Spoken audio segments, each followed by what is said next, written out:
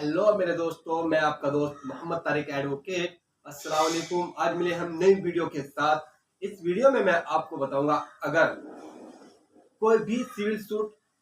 चल रहा और सिविल सूट के दौरान मान्य कोर्ट द्वारा किसी भी संपत्ति पर, ठीक हो, या प्रॉपर्टी पर स्टे का आदेश हो गया, चाहे वो मकान हो, दुकान हो, या कोई कैंसिलेशन का कोई सूट हो, तो स्टे का आदेश हो कि भाई आप इसे सेल नहीं कर सकते तब तक के अंडर ट्रायल, यानी कि ट्रायल चलेगा इसका। एक बार स्टे का आदेश हो गया तो उसके स्टे के आदेश होने के बावजूद भी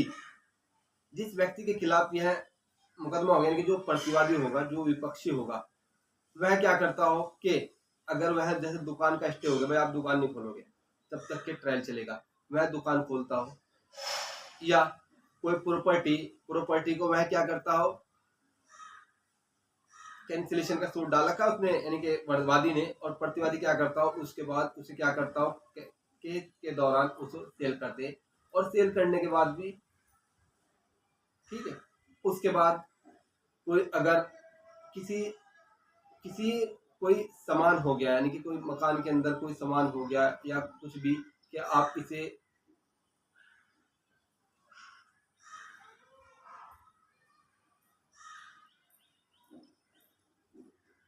स्थिति नहीं बदल सकते, आप उस सामान की वजह से यहाँ नहीं रख सकते, वहां नहीं कर सकते, उसे मतलब बदल नहीं सकते उसकी स्थिति को भी, और उसके बाद वह क्या करता है, उसकी स्थिति बदल दे। तो अगर कोई भी व्यक्ति इस तरह का, यानी कि कोर्ट के आदेश का वोलेशन करता हो, उल्लंघन करता हो, तो उसके खिलाफ क्या क्या कानूनी कार्रवाई हो सकती है, इसके बारे में मैं आज इस वीडियो में मैं आपको बताऊंगा। स्टार्टिंग, अगर जैसे कोई दुकान है, दुकान का मुकदमा चल रहा, कैंसिलेशन का सूट डाल दिया किसी व्यक्ति ने, उस सूट के अंदर उसे एक स्टे का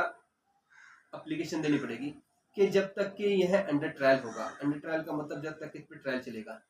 तो आप इस पर मुझे स्टे दे सकते हो। स्टे दो तरह के हैं। एक तो स्टे आप ऐसा भी कोर्ट से मांग सकते हो कि जब तक के यह ट्रायल चलेगा तब तक के स्टे चाहिए, यानी कि परमानेंट स्टे हो जाएगा। और एक ऐसा स्टे हो जाएगा 2 महीने का, 3 महीने का स्टे, या टाइम पीरियड उसमें होगा।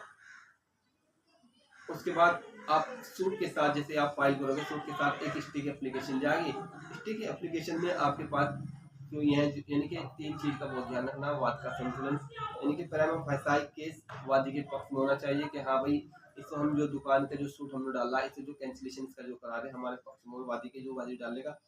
सुविधा का संतुलन वादी के पक्ष में होना चाहिए। और उसके बाद उसमें जो उसकी कोर्ट फीस हो, स्टे की कोर्ट फीस अलग से जाए। उसके बाद उसमें सुनवाई हो जाए। सुनवाई के बाद माननीय कोर्ट स्टे का एप्लीकेशन दे दे कि आप इसे खुद बुद नहीं करोगे, इसकी स्थिति नहीं चेंज करोगे, इस दुकान की इसे सेल नहीं करने के। उसके बाद ही वो क्या करता हो कि या तो दुकान में, यानी कि दुकान को जो बंद करने का आदेश दिया गया, वह दुकान खोल लेता है। तो क्या होगा, कोर्ट उसके खिलाफ क्या कार्रवाई करेगा? कोर्ट उसे, या वह जेल में भी भेज सकता है, 3 महीने का कारावास भी उसे हो सकता है, और साथ ही साथ कोर्ट उस पर भारी जो जुर्माना भी लगा सकता हो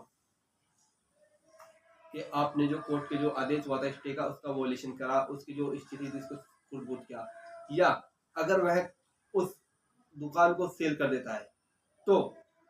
कोर्ट क्या करेगी, जिसने सेल किया, यानी कि जो विपक्षी बना रखा, उसे के खिलाफ भी मुकदमा दर्ज करेगी, और साथ ही साथ यानी कि उसके खिलाफ भी कानूनी कार्रवाई करेगी जिसने खरीदा। और इसके दौरान अगर लास्ट में जो फाइनल जो जजमेंट आ गया, जजमेंट जो वादी के पक्ष में आ गया, तो जो कैंसिलेशन का सूट उसने डाल रखा वो तो कैंसिल होगा ही होगा। साथ ही साथ अगर वो अदर व्यक्ति को जो कर देगा, तो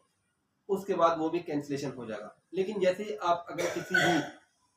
एप्लीकेशन या स्टे का, जैसे ही आपका आदेश हो जाता हो किसी भी मामले में, तो आपको क्या करना, उसकी एक सर्टिफाइड कॉपी लेकर संबंधित अधिकारी, जैसे सब रजिस्ट्रार हो गया, तहसीलदार हो गया, रजिस्ट्रार के यहाँ से भेजेंगे। इसलिए क्योंकि अगर वह उसका संपत्ति, विवादित संपत्ति का कोई बैनामा सेल कराना, बैनामा कराना चाह रहा, तो आप उसे कैविट लगा देंगे। उसे कैविट बोला जा कि भाई इसमें आप संपत्ति पे, इस पे प्रॉपर्टी पे केस चल रहा मान्य कोर्ट में, कोर्ट का नाम, वाद संख्या, फला फला, अपना उसका पूरा डिटेल देने के बाद उसमें आप स्टे का आदेश क्या करेंगे, बाय पोस्ट भी भेज सकते हो और आप जाके भी आप दे सकते हो। और उसके बाद तहसीलदार के यहाँ इसलिए लगाएं कि उसका जो दाखिल खारिज होगा, दाखिल खारिज पर भी स्टे हो जाएगा। यानी कि अगर बाई चांस उसने उसका वो करा दिया कि बनावा हो गया, बनावा के बाद दाखिल खारिज का जो प्रोसेस हो तहसीलदार के हाथ में, तो उसका वो नहीं होने का, दाखिल खारिज नहीं होगा। हाल ही में जो पंजाब हरियाणा का जो हाई कोर्ट है उसमें एक जो एक बहुत ही केस बढ़िया केस है उसमें, यानी कि Sukhdev Singh versus finance commission and others, Punjab Haryana का जो मामला है इसमें यही था कि क्या करा बंदे ने अपना प्रॉपर्टी को, यानी कि अंडर ट्रायल था, ट्रायल होने के बाद तो ये रिस्पॉन्सिबिलिटी एक एडवोकेट की, उसे बहुत अलर्ट होना चाहिए अपने मुकदमों में कि हमें क्या करना। उसके बाद माननीय कोर्ट द्वारा स्टे का आदेश हो गया, लेकिन उसमें ये रहा कि उसने जो स्टे का आदेश हो गया तो यानी कि जो सेकंड पार्टी थी, जो विपक्षी था, उसने प्रॉपर्टी को कहीं और सेल कर दिया और सेल करने के बावजूद के बाद उसका दाखिल खारिज भी करा दिया। हालांकि वह कैविट पहले लगा देता, वादी का जो पहले होता, अगर कैविट लगा देता सब रजिस्ट्रार के यहाँ चोर स्टे का आदेश के साथ या तहसीलदार के पास, नहीं हो था, लेकिन उन्होंने हुआ, लेकिन बाद में माननीय कोर्ट ने जो जजमेंट उसके वादी के पक्ष में दिया तो खैर ये जिस सूट का उसने कैंसिलेशन डाला, तो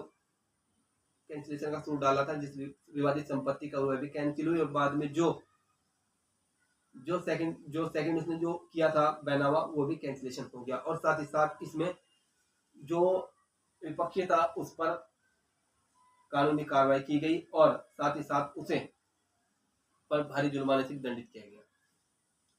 और अगर जैसे कोई कैंसिलेशन का शूट आदेश आ गया और उसके बाद भी जो विपक्षी या प्रतिवादी उस पर अपना कब्जा नहीं हटाता, तो आप उसका जो निष्पादन जो कोर्ट ने दिया उसका निष्पादन जो पुलिस कराएगी, आपके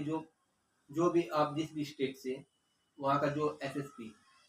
वह उसका निष्पादन कराएगा। या तो आप पहले थाने में जाओ, थाने की पुलिस अगर आपकी बात नहीं मानती या चौकी की पुलिस आपकी बात नहीं मानती, वह आदेश लेकर जाते, आदेश नहीं मानती, तो आप क्या करेंगे, आप या तो कोर्ट में अपने अधिवक्ता कहेंगे, अधिवक्ता एक एप्लीकेशन डाले कोर्ट में, तो कोर्ट एक चिट्ठी लिखेगी किसी एसएसपी को लिखेगी जो उसका निष्पादन कराएगी,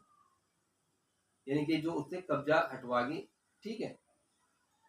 वो कब्जा को हटवागी, पुलिस हटवागी, या पुलिस की रिस्पॉन्सिबिलिटी। और अगर किसी फैक्ट्री कंपनी या किसी भी कारोबार कोई उल्टा कारोबार चल रहा जिस पर डीएम द्वारा या एसडीएम द्वारा सील लगा दी गई और सील लगाने के बावजूद उस पर एक यानी कि जो उस पर ताला मार दिया, ताले पर एक मोम द्वारा, यानी कि जो मोम हो, मोम चिपकाने के बाद मुहर लगा दी जाए, अगर उसके मोम लगाने के बावजूद भी कोई भी व्यक्ति उसका उल्लंघन करता हो, यानी कि उसके अंदर कारोबार करता हो या ताला तोड़ दे तो उसके खिलाफ भी कानूनी कार्रवाई होगी, मुकदमा दर्ज होगा, क्योंकि उसने जो भी डीएम द्वारा जो भी इनके सील लगा दी गई थी उसका वोलेशन किया और उसे जेल भी जाना पड़ेगा और साथ ही साथ उसे भारी जुर्माने से दंडित किया जाएगा। खैर, अगर आपको मेरी वीडियो अच्छी लगी तो भाई लाइक करो, कमेंट करो, सब्सक्राइब करो। मिलते हैं इंशाल्लाह नेक्स्ट वीडियो में। आपका दोस्त मोहम्मद तारिक एडवोकेट। अल्लाह हाफिज।